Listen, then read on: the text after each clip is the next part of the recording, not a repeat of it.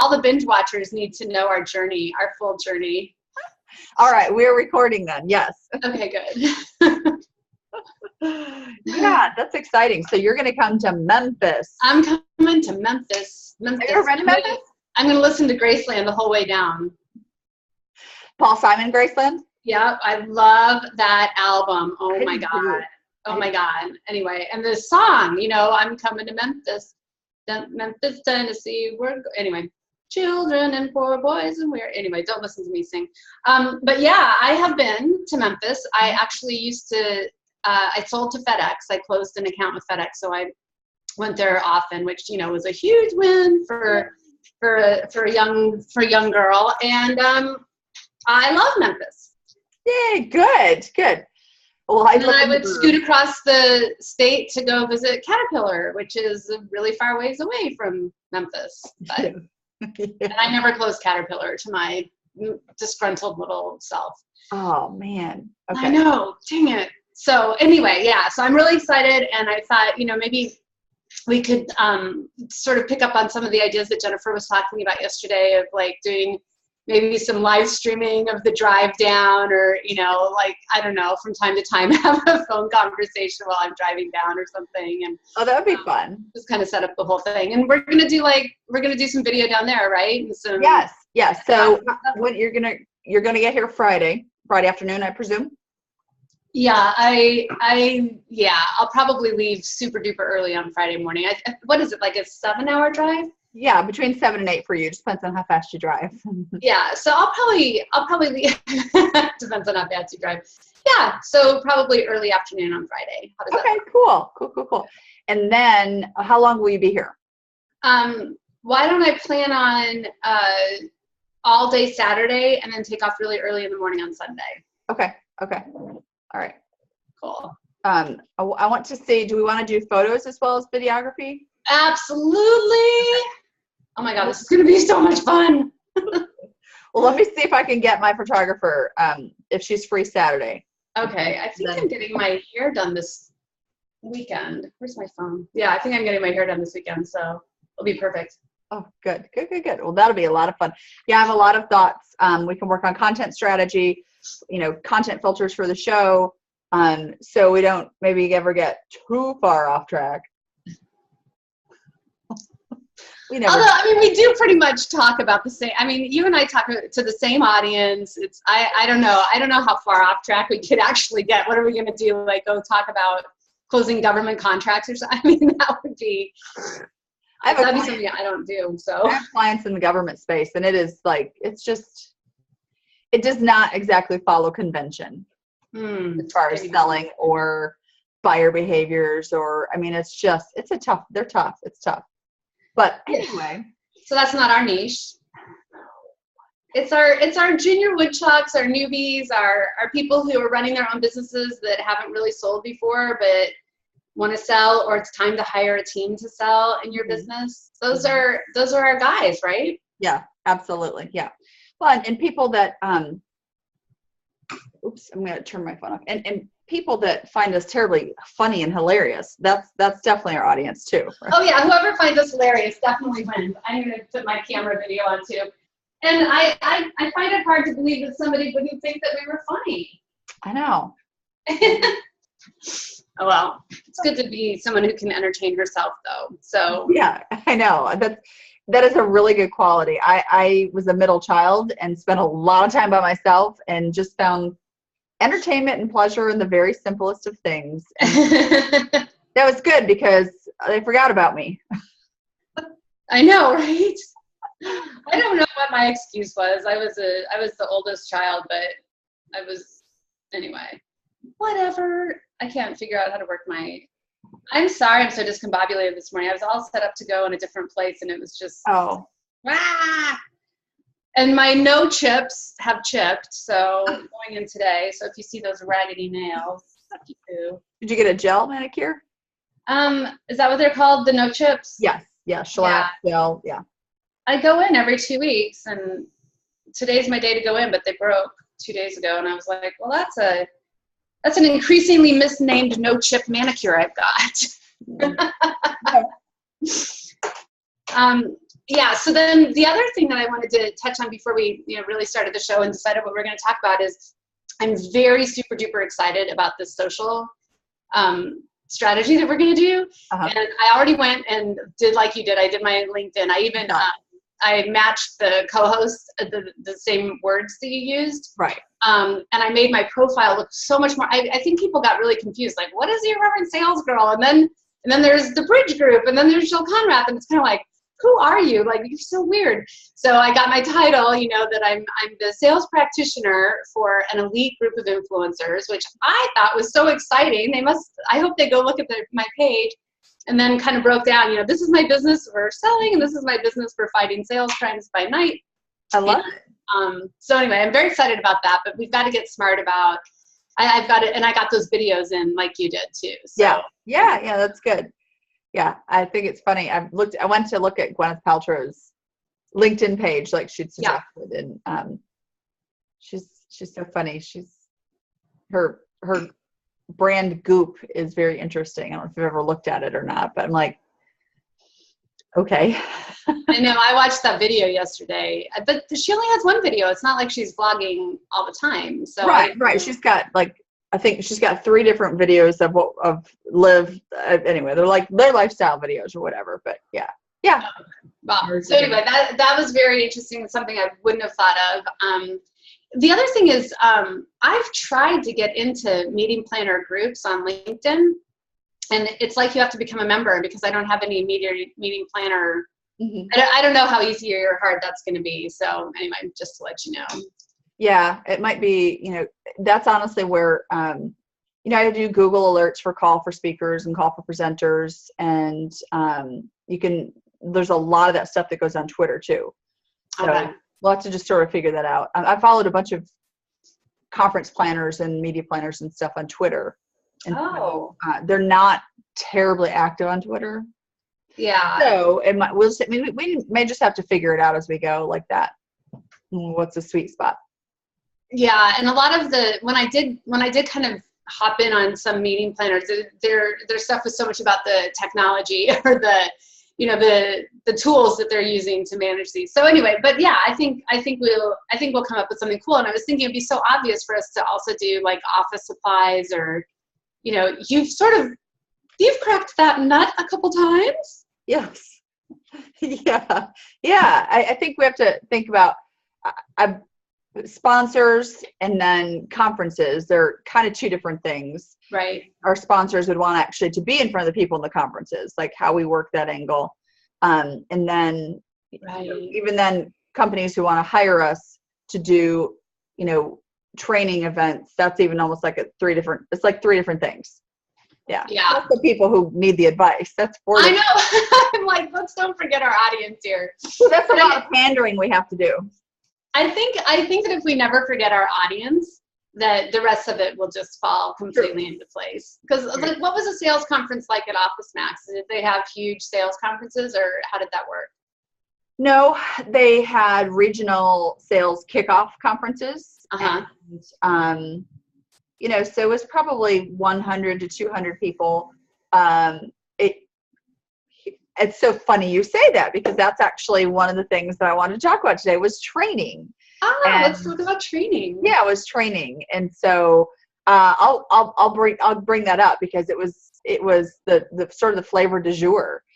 This is what we're going to focus on this year, and it lasted for a hot 5 minutes. The managers never got behind it, and everybody forgot about it. Okay. Well, so they might not be our core audience. They might not be. Well, I mean, they're Office Depot now, and I don't know how Office Depot does things, but I think we want to talk to that about, what was some of your, like, what was your best training you had?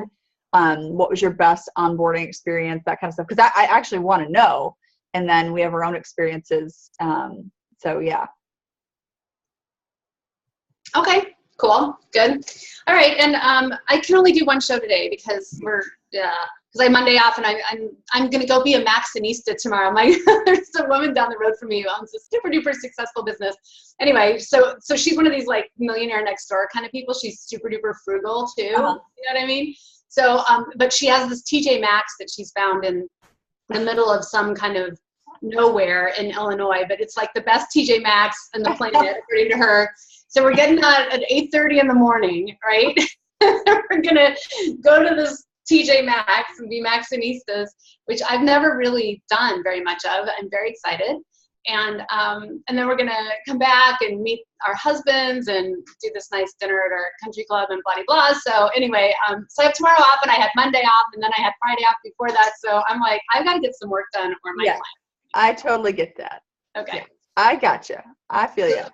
So what I want to talk about though is a sort of epic sales presentation fail that happened yesterday. I was the one being presented to, but I think it's super important for somebody to know their buyer. And I love this person and I've been buying from her for a long time, but she does this one thing and it really keeps me from buying more products with her. So I thought that I might expand a little bit on what the epic presentation fail was and, you know, sort of a day in the life episode as well. So that's yeah, I would love to hear that. I think that we have such a good perspective to teach and coach sellers when we really pay attention to what's happening when we're buying. And I don't think a lot of people do. I mean, you know, we're doing it intentionally, but I don't think a lot of people do. Right. So, yeah. Okay. All right. Oh, and I got a call. It was not, really good news. So I got a hold of that guy that got promoted through that company that keeps calling on you. And I asked him if he'd be on our show and he was very excited about it. But he's at this new role and he's in an intensive training for 2 weeks. So he has to wait until after probably our Memphis visit, but he'd be delighted to come on. And he even asked me, he's like, why do you keep, I said, you know, we keep talking about you and like, you're my best cold calling experience ever. He's like, why do you say that? What was it about it? So, you know, like he's interested in, so I love that about him. He's awesome. It'll be interesting to see if he'll talk about what we want him to talk about because, you know, it's kind of public. But the other thing was I got a cold call yesterday from somebody from Sales Machine. Really? Yeah. You think yours was late. I'm like, oh my God, wasn't that like a year ago? He's like, I don't know, probably. Anyway, I had no idea what they sold even. I kept asking him, I'm like, what do you do? What do you do? And he couldn't tell me. I feel sorry for these guys. You know, they sign up with a company to go sell some hot technology product and then they get a value proposition that they can't possibly understand. And they've never probably been in their customer's shoes because they're sort of newbies and they've never used this technology or understand the context. And they just go out completely unarmed, just like get these people on the phone and then hope that they fall into your, you know, lap. I don't know. This poor guy, I'm like, yeah, he's like, can I send you some more information? And I'm like, I'm not in a restaurant either. No, I'm just kidding. I'm like, thank God, I thought you were going to ask me if I was in a restaurant. Oh my gosh, we have to go back and link to what show that was. I will. I was watching it last night. I've been trying to get all these shows annotated so they can go up. Anyway. I'm not interested. I'm not in a restaurant either. What? Wait, what? Cold calling craziness. Oh. Anyway. That's funny. All right. So we'll talk about those two things. Training. Yeah. And presentation fail, sales fail. Okay. Let's see. All right. Well, are you ready to kick us off? I am ready to kick us off. Welcome everyone to the SellOut show where we are always sold out. I am Dianna Guerin and I am the irreverent sales girl where my mission is to bring a dash of dignity to the art of selling. Hi, Dianna. I'm Shawn Sandy. I'm the Chief Revenue Officer of the Selling Agency, where we coach humans how to sell to other humans. Because selling like you're an MMA fighter is not cool, man. Mixed martial arts. Oh my God, I have a friend. She's a woman who does MMA, and she can do 5 handstand push-ups. Oh, wow. Okay. Oh my God. Anyway, but I bet she's not a good salesperson. So selling like that is not a good idea. You know what? All she would have to do is show up and say, watch this. And you say, All right. How many do you want? Yes. Sign here. Okay, so what have we got on the docket today? Oh gosh. Well, I want to talk about training today, and specifically, tell me some of the best training you've ever had, or tell me about the best, training situation, the best mentors. Just tell me about the good, the bad, and the ugly. It's so important. And I've got clients in different stages with their sales teams of training. So I really want to know what worked for you. And then also, what kind of training were you exposed to in companies that you've been in? Great. That sounds perfect. And of course, I want to hear yours too. And I wanted to talk about, I had somebody presenting to me yesterday in a sales situation, and it was something of an epic sales fail on their part from the presentation. And this poor woman, I've been buying from her for years, but she keeps doing this one thing, and I'm never going to buy a certain line of her product because she keeps doing this one thing, and I should probably tell her. But anyway, I'll tell all y'all so you don't have to fall into the same trap. So that's what I wanted to talk about today. So let's kick it off. Let's kick it off with training. What is some of the best training that you've seen, and what's your thing about training? Well, I think, my very first sales position was in TV. And to their credit, they did provide me with training. It was, here's the conference room, here's the TV, and watch these 7 VHS tapes. Yeah, I said VHS tapes. Yeah, I heard. I caught that. At least it wasn't 8-track tapes. It was a while back, y'all. and I, the training wasn't actually even about, it wasn't about selling. The training was about ratings because I was at the TV station. So, right.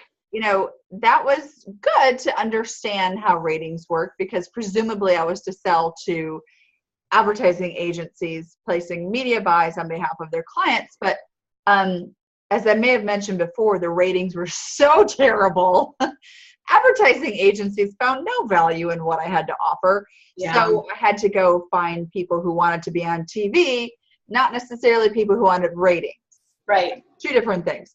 So, the only other training I had there was to just go out and observe the other sellers. And I will tell you, honestly, that the best training I had in that position was learning what not to do. Yes. That was very powerful. And I think you have to be sort of a person who looks around and says, I don't think that's right. That takes a specific type of person to be able to learn what to do from what not to do, because they were no one there. And I think this is so typical, Diana, of, mid-sized organizations or, enterprise-sized organizations, or just not that sophisticated sales organizations. No one there really was a great salesperson as far as the training, the strength of what they had. They had people who were successful there, but I don't necessarily think it was because they were a phenomenal salesperson. They had some people who did a lot of things better than others.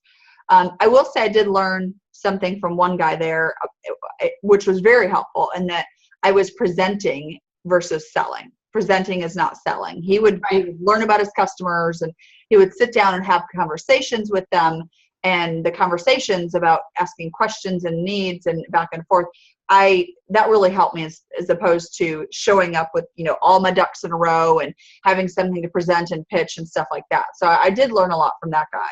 But other than that, I think that they sent us to, maybe it was one of the big name training sessions that came through Memphis.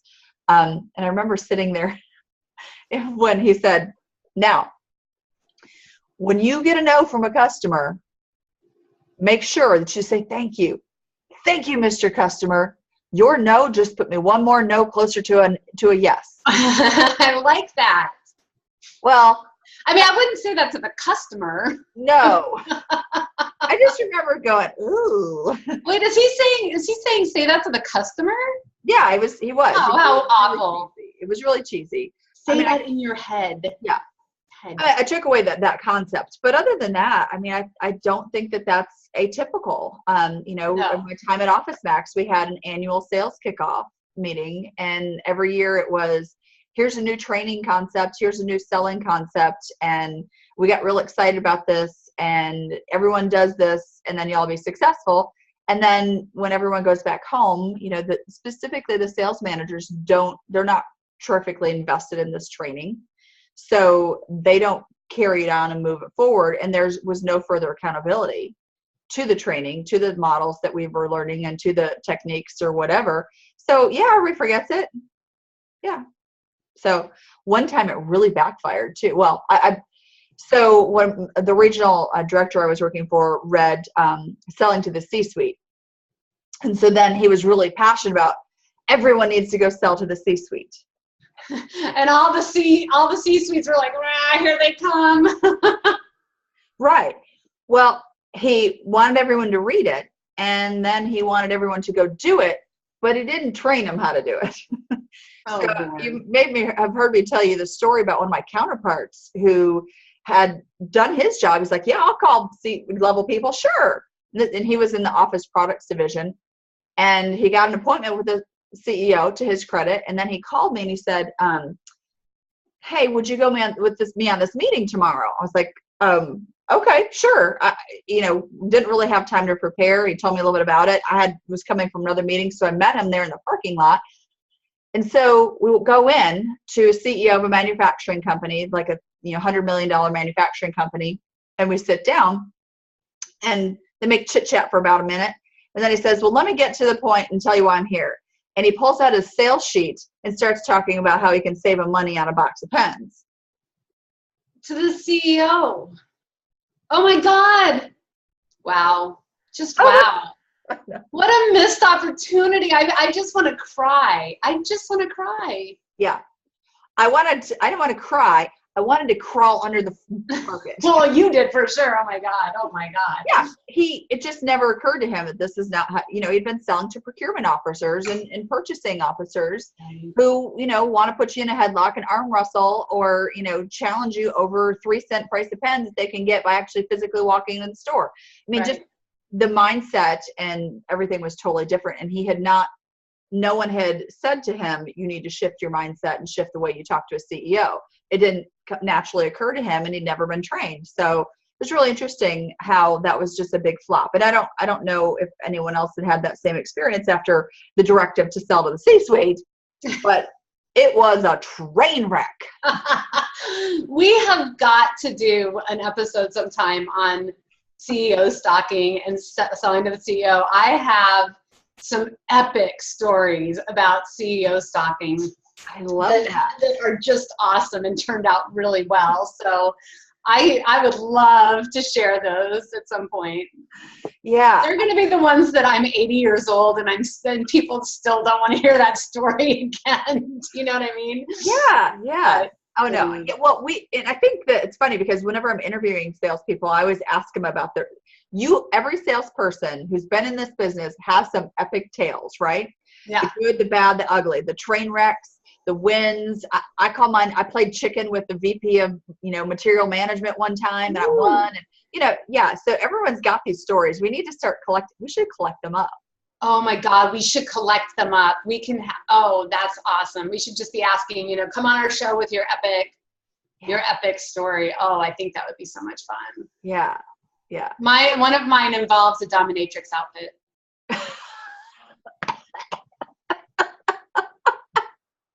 I cannot wait to hear that one.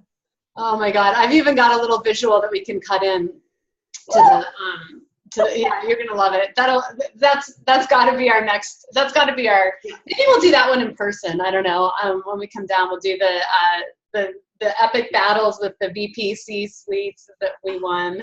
I think that'd be awesome. Well, tell me about your training. Have you ever had any really fantastic training or wonderful onboarding or a great mentor? You know what? I really have. Although I think the thing that sellers need to understand is that it really, as much as you may get training from a company, your training is your own personal journey, and it's your responsibility. And if you're going to be truly great, you're going to be investing time and money of your own into your own training. Mm-hmm. And I encourage you to listen to all of it. Like, the good stuff, and then there's really crummy, horrible stuff out there.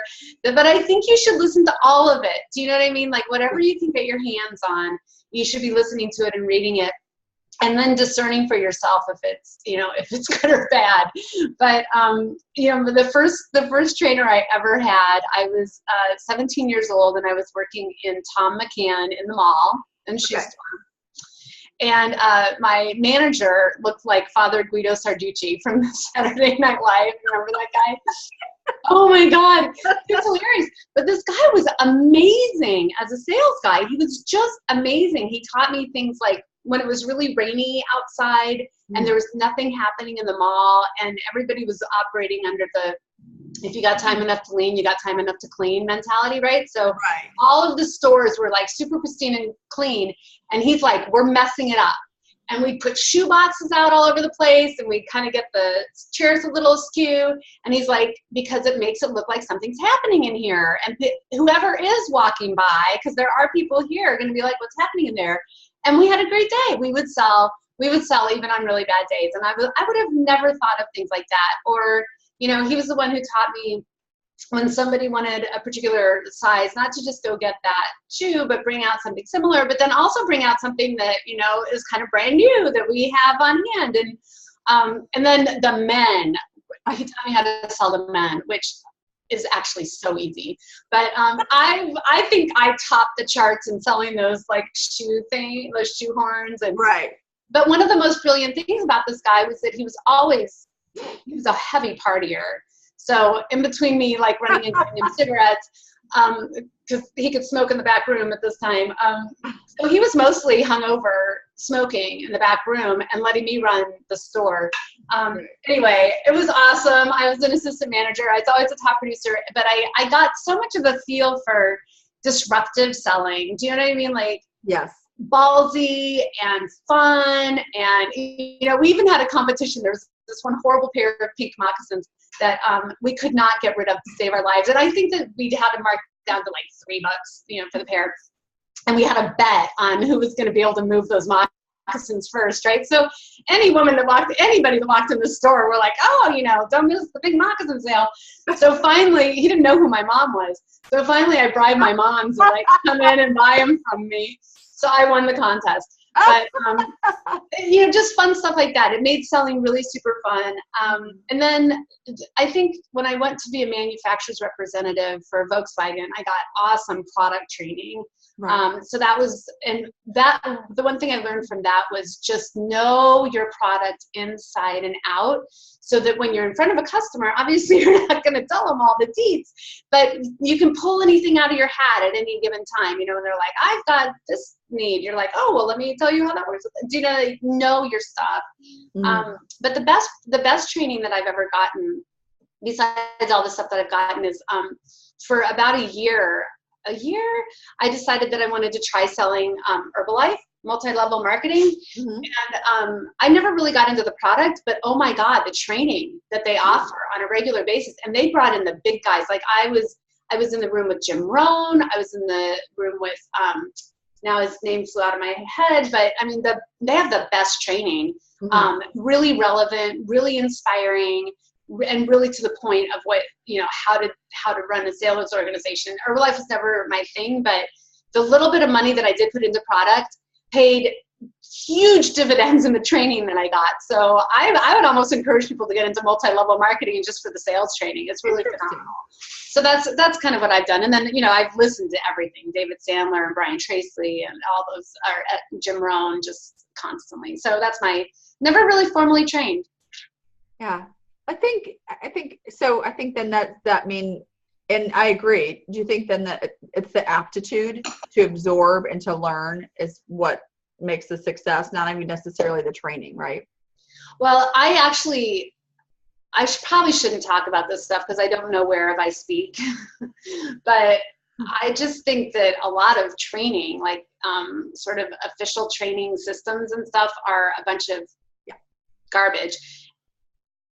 You know, a company invests so much money to bring training in, and then they don't have any sort of cultural shift or any way to incorporated. And then you get left with this feeling that there's like only one way to sell. And, there aren't, you can listen to Dale Carnegie, Zig Ziglar, they all have different pieces of nuggets of gold, but I think it's your journey. I think it's your responsibility. And if you want to be number one, then your job is just to go figure out how to be number one, no matter what it takes. And that's the attitude. I think there probably might be aptitude, although I'm not that bright, and I picked it up. So I think you can learn from any situation if you're really interested in being awesome, don't you? I do.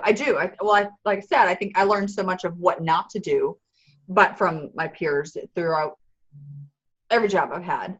And I think that as far like looking at, that's the seller side, and then looking at the corporate side or looking at the business side, training is an event. It's not an event. Right. It's not a one-off thing, because it's like you said, it's a journey. And if you just show up and say, well, we're gonna have a training session, you can train someone how to use something, but that doesn't integrate it into their daily processes. It doesn't change their mindset. It doesn't help them, shift so that they practice it. I talk about my volleyballers, and if you don't practice, what in the hell makes you think you're going to show up on game day and be awesome? It just doesn't happen. You can have here's the thing. I have a girl on my team. She is naturally athletic. She is naturally gifted. I almost didn't draft her again. She has a crappy attitude and she's lazy. And I have to ride her constantly to try to not just phone it in. When she doesn't phone it in, when she turns it on, she's actually magic. She could go play on the junior varsity team and do all that kind of stuff, but she just phones it in and she's lazy. Oh my God, it's such a waste. She doesn't, practice. She's just kind of like, she's there to have fun, and it should be fun. Like, this is just rec league, and I'm talking. Well, secondarily, it should be fun. Winning is fun. Winning is fun. Winning is way more fun than losing. It is. We won Tuesday, and I was not sure how the first game was going to go, because in practice, I didn't see the will and the drive to progress so much. So yeah, we have another game tonight. Our problem is, and salespeople get into this, especially number one sellers, they get into this problem, this phone it in problem, because they're out of a context. Like, sorry about my no chip nails, it's so bothering me, but anyway, they chipped. Sellers get into this problem where they're the biggest fish in their pond. But now you got to go get in Gary Vaynerchuk's pond and get schooled, my friend, because this girl is just in a too small a pond. Yeah. Well, and if she has any ambition to go get into a bigger pond, she's got to put in the work, and she's got to, but it can't just be, you just show up when you feel like it. I mean, that's especially not how selling is. And it's not, that's why training doesn't work. You show up and then you listen, and then, there's no practical application. There's no practice rounds. There's no, okay, let's go back into our, division and figure out how we're going to, make this work. And that's not everywhere, but that's certainly been my experience, that training has been an event. We got 2 days together. Let's pack it in. Right. Well, what's crazy about that? Let's talk about conferences for just a second. Okay. Because, the reason that I invented the Irreverent Sales Girl as a cartoon character at the beginning was very deliberate, because how many times have you been sitting in a conference and the keynote or the speaker has had this illustrious career, one that nobody could ever in their entire lives replicate exactly that way, right? So they're interesting, and they are almost always a white man in a suit, often tending towards gray, right? So there's a wonderful stuff that you can hear, and I have definitely taken wonderful stuff from them, but I could never relate. So there was always this, like, good for him, but that'll never be me. So I almost left feeling even a little bit more discouraged, because I just couldn't incorporate all of it, because he looked so different than I did, and there was no way I was ever going to replicate that. So the thing about the Irreverent Sales Girl as a cartoon character, and the thing that I like about what we're doing, is it's entertaining and it's so accessible. I mean, you know, people could, I think I've had a wonderful, wonderful sales career, but, you know, I'm not on a reality TV show, and I don't sell to the multi-gazillionaires in New York. What I have done is accessible. It's a beautiful, wonderful life. It is an unlimited income potential. I have dealt with some of the most important, you know, CEOs and secretaries of state, and, you know, like, important people. It's a career worth having, and it's accessible. Right. And I think, you know, if I were to be at a conference and I were going to have, you know, people that had been through my thing, but they could also maybe even take field questions from me and, you know, engage the audience that way, I think that would be a hot conference. That would be so much fun. You're so right. I mean, other than the trainings, I've gone, you know, going to sales conferences and listening to, you know, a new sales paradigm, or listening to, you know, the experts talk at like 300 feet over my head. Listen, I have read all the books. I know I have a wonderful sales acumen. I know all the jargon, but it's like, it's not applicable to actually people who sell. Yeah. I think there's a shortage of conference and materials and inspiration and truth and reality for people with boots on the ground, phone in their hand, actually selling. I think, you know, theory, I'm pointing to all my books and stuff, theory is good, but sellers need more, not this is how you do it, it's this is how I screwed it up, this is what I learned from it. Epic fails. I want to hear about your epic fails. I want to hear how you learned what not to do, because I'm probably about to do what you did, you know, as a seller. Oh my God. Now, see, that would be something that I would be clamoring for if I were in a conference and somebody were pulling out boots on the ground. This happened yesterday, and even interacting with the audience with stuff that was actually happening with them and having it be fun. And I mean, I would get so much out of that. So anyway, I mean, who hires Huey Lewis in the news? What is, you know, what was that about? What did you get out of that? I don't know. Well, we need to do that, because I think also too that I would love that live Q&A forum where people can ask you stuff. We should do it like a session called the do-over, or fix my sales train wreck, or something like that. My personal sales train wreck. Oh my God. Because rather than not having a canned speech, showing people how you think through things in the moment because of the experiences you've had, or because of, you know, how you've thought through it ahead of time. I think that live kind of experience would be really fun for people to know that you don't have to have it all buttoned up and perfect. It's all these experiences build on each other, so you know what to do next time. Yeah. Yeah. All right. Where can we do that? We need to find a place to do that. So if you have a conference. Hashtag Max at Schuler. Are you listening? Yes. Sales machine. Let me just tell you, last year, I mean, we were both there at Sales Machine. It was incredible, the lineup he pulled together. Are you kidding me? I don't know how he's going to do that again. Seth Godin, Simon Sinek, Ariana Huffington, Gary Vaynerchuk, Billy Beane, and then all the side panels and stuff. After listening to Gary Vaynerchuk, I wanted to light something on fire and punch him in the face. Like, he was so good. I know. The only people he didn't have was Grant Cardone and somebody from Shark Tank. I mean, maybe he did, and I missed that. I mean, Tim Sanders. It was an incredible lineup. I don't know how you do that again. Yeah, it was really good. It was good. But you know, they had a ton of vendors there, and kudos to Max for this conference, and Sales Hacker and Salesforce did a great job. But it was really interesting because most of the people that I had conversations with were, you know, sales reps, were boots on the ground, phone in the hand sellers. I didn't meet a lot of people there that were sales management or sales directors. Yeah. So, you know, that a lot of the conversations, a lot of the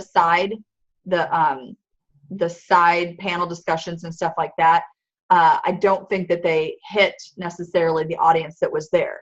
You know, the people that were there to see Gary and Simon and Seth and all that kind of stuff, those are people who are reading and people who are really invested in growing their careers. And they're not, I don't think they're at the level of the sales director and the sales VP yet. I know there were some there, but I didn't see them there. Well, the one thing I heard that was really interesting was at the tables, you know, you're right, there were a lot of sales reps there, which is awesome. They need conferences, right? They absolutely need conferences. And they were all saying kind of that same thing is, you know, wow, these speakers are so great and it's amazing, but I'm never going to be them. You know, there might have been one person in the audience that knew that they were going to be the next Seth Godin, but for the most part, they were like, this is very entertaining and very interesting, but I would really love to leave here with something more actionable that would apply to my career. Right. So I don't even know that I'd change up the audience. I just might, you know, play to it a little bit more with, you know, although I don't know. There's a whole vendor strategy there that I don't understand. So anyway. Well, we need to find Max because I think that a Q&A or, you know, the great do-over, like, but it's almost like improv, you know, and sales is like improv, you know, ask us a question, tell us your problem, or give us the train wreck and let's see if we can't work through and fix it so that we learn from this. And then, oh my God, an improv section. Oh, the grand do-over. I love this. This is great. And Max is a fabulous guy. He is super duper smart. Yeah. And he's got a cute little dog and he brings this little dog with him. And I mean, that's just adorable. Max is adorable. Max, adorable. Yeah. Very smart. Well, let's move into sales fails while we're talking about it. Yeah. What you got? Yeah. So there's a woman I buy cosmetics from, and she is absolutely top of her game at Mary Kay, and she's just fabulous. And I love Mary Kay. I've been using their cosmetics for, you know, years. But here's one thing that she does is she just misreads me in this one area all the time. So she comes to my house yesterday, which is really fabulous. And one thing I love about buying cosmetics from Mary Kay is that I don't have to go anywhere. Right. And she's going through her thing. But then she always brings out these anti-aging products, right? Right? Now, we're not going to get into what age we are at all on this show because, you know, a woman never tells or whatever, and I agree. But the approach is all wrong. Do you know what I mean? Like this whole thing where, well, we all know that we're going to be fighting age, and so you need to buy this thing that's like really $1 gazillion. I mean, it's like really expensive. Right. And, you know, this is how you use it. And of course, she lets me try stuff and everything, and that's really great. But, you know, if just one little tweak of this thing, like, you know, you already look so incredibly young for your age, and you know, this is something that you probably don't even really need, but this is something that's in the arsenal. Like, she should let me push back about what my experience is of watching my face get older. And nobody likes to be told that they're looking old. Now, she doesn't say it, but just by the whole way that she says, you know, and as we women mature, blah, blah, blah. Right. I'm like, screw you, I look fabulous. Do you know what I mean? There's nothing going on over here that needs to be fixed. So anyway, I won't buy, I probably will buy anti-aging products at some point from somebody, but now it's like never going to be her. Do you know what I mean? No. You got to flatter a girl when she's, you know, when she's buying makeup products from you, you got to like flatter her. Yeah, and know how to approach that of, okay, so we talk about makeup. Let's talk about your skin. Your skin's looking great. What are you doing to protect it? What like you can plant the seeds or poke the bruise, or even ask, you know, what are you doing? Like what is there anything that you're dealing with that you're not happy about? I mean, I can't imagine because you look fabulous, but is there anything that you have a concern about or that you're not happy about? You know, like, yeah, you got to let the other person tell you what the pain point is, because if you miss the pain point, you get it wrong. Because I'm telling you, maybe I'm missing something, because I definitely need an update in glasses, which we've talked about. But, you know, I don't see anything so terrible going on over there. So I'm like, if you miss the pain point and you keep hitting it, you're going to get yourself, I'm almost done with, I mean, I won't buy any glamour anymore. I just buy the stuff that I've been buying my whole life, and that's why I want it. But if you miss the pain point, You get it wrong, you really can ruin the relationship. Well, yeah, I have a story kind of similar to this. So I went to some local chamber thing, and it was, they had door prizes and stuff like that. One of the door prizes was a gift basket from this travel company. And so my friend who invited me knows the woman who runs the travel company. And so I went over to pick up the gift basket, and I said, oh, thank you. And I saw her brochure. She had different brochures on the table for like Sandals, the adults only tropical resorts, and then there's beaches, which is adults and kids and families and stuff, and then Disney. And so my friend said, oh, I was talking to her about our Disney vacation. I said, oh God, Disney, that sounds like a nightmare to me. But this looks good. And I physically even pointed to the Sandals adults only vacation. And she said, oh, well, that one's for adults only, but you could go to this one with, this tropical vacation with your kids. I said, no, I mean, I need a vacation from my kids. From my kids. Yeah, you're not listening to me. Yeah. I said, with your children, it's called a trip. Without your children, it's called a vacation. They're different. They are distinct. Yeah. And so she said, well, but here they have babysitters. They can watch your kids and stuff like that. And I said, well, yeah, but then mommy can't be, drunk on rum drinks all day. And she 2 more times kept trying to point me back to this. And so I very physically responded. I turned my body away from her. I took a half step back, and she just kept going on this one stupid vein to try to put my damn kids in my vacation.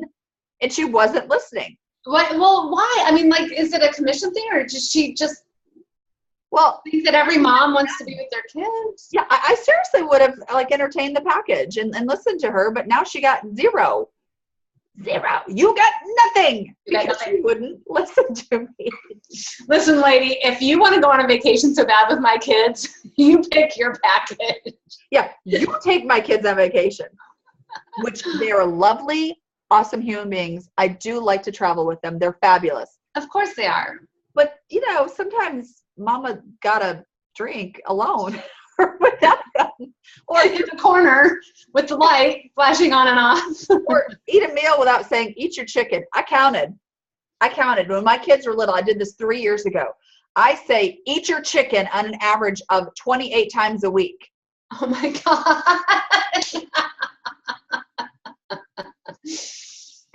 Eat your chicken.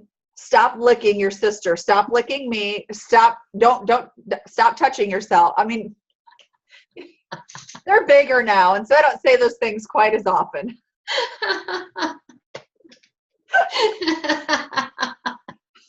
Oh my God. Now you say things like, don't pour the shampoo down the drain. Now I say things like,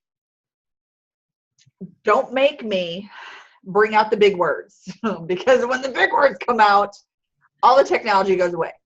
How's it going to be? Yeah. Watch the technology disappear. Yeah, no, but back to your point, the thing is, you can sell people a lot of stuff if you just listen to them. Absolutely. Like, what do you want? Yeah. Well, what I want is blah. Yeah.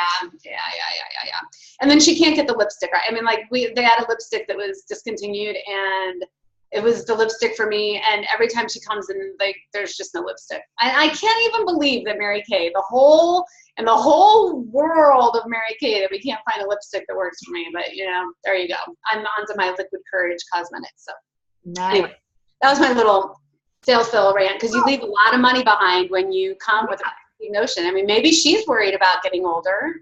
I mean, I don't think that she needs to, but I'm sure they're talking about that as women all the time in Mary Kay. I'm sure they're talking about aging, but she's not over here in my world where I'm not having that conversation. No. So, you know what? People get old. I mean, maybe I'll get glasses and be like, oh. Well, what is it they say? Getting aging is a privilege. Getting old is an option. We're going to progress, hopefully, and have a wonderful, lovely, happy life, and get laugh lines and wrinkles and stuff. And that's your personal preference, what you do about it. But right. Selling is everywhere, and it's everything. And if you don't understand how to learn about your audience, and then read your audience. And yeah, we have to go in and make some presumptions, but you have to understand how to zig and zag and be flexible and pivot. And if you're just stuck on the one thing, if this is what the brochure says to do it, and this is what it says to do, and if you can't pivot, you are leaving money on the table. You are. And you know, she's on her 11th marriage. No, she's on her 13th pink Cadillac. So I mean, she's a big deal. Wow.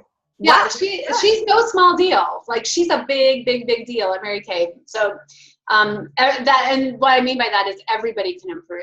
You are always, don't ever think you got it handled. You can always improve. I will bet you, because I know someone just like her who sells Mary Kay here. I mean, just like her, down to the whole problem that she has. I bet you she has, just like this one, she has a phenomenal follow-up process. She has consistency, persistent. She's persistent and has a phenomenal follow-up process. Now, if we could tweak her emotional intelligence and EQ a little bit, then she'd probably have her own pink private jet. The Mary Kay private jet. Yeah, exactly. Oh, this is so much fun. All right. So what do I need to do with my Twitter handle? I need to link our YouTube onto my bio and Twitter. Okay. Yeah, I did that. And I have a host, but I couldn't fit co-host in there. So you go ahead and I couldn't get enough letters in there, but go look at mine. I did almost the same thing. And okay. then I also made a bit.ly. So it's a customized bit.ly. It says the SellOut Show. That's good. All right, cool. So I think we should wrap it up. Let's wrap. All right. So I will end us off by saying, stop hoping and start selling. Bye. Bye, everyone.